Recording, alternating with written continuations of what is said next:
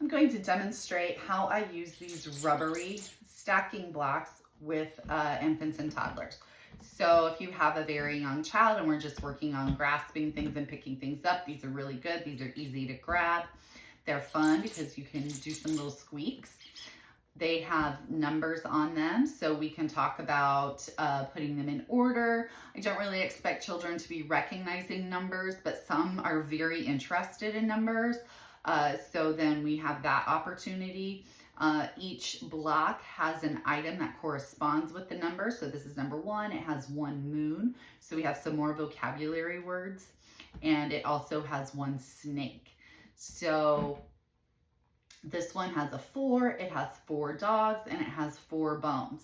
So we get to talk about some number correspondence if we want. Again, we're not really expecting toddlers to be counting these independently, but I like to just kind of incorporate it in my play with them so that when it gets to be appropriate for them to know numbers and corresponding one-to-one, it's not this brand new skill. It's something they're already kind of familiar with and they've been exposed to.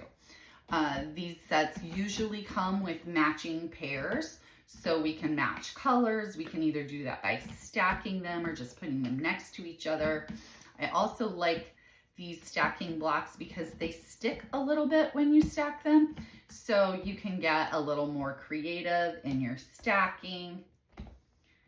We can get them up here, and then once we've stacked something, we can count 1, 2, 3, go to knock it down. Or if you can have a car that you want to crash into it, just depending on the level of the child and their interests.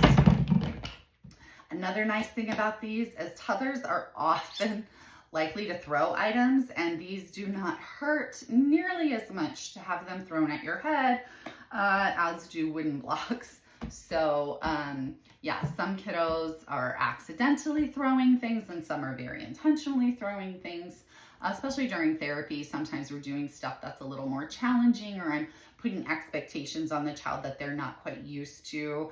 But again, we're working on the next skill, and sometimes working on the next skill can be a little bit challenging. So sometimes they might not want to do it, or they just want to take the toy and leave the area. And I always make sure in therapy, my toys stay here with me. If you want to play with my toy, you got to be here.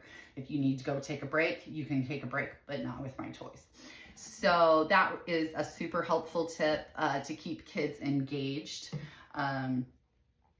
So obviously if it's just your own child at home, you probably don't need to do that unless you're really specifically working on a skill. So that's how I use these. These are sold so many places, but I will definitely put some links for you so you can find them. But yeah, that is how I use these silicone stacking blocks.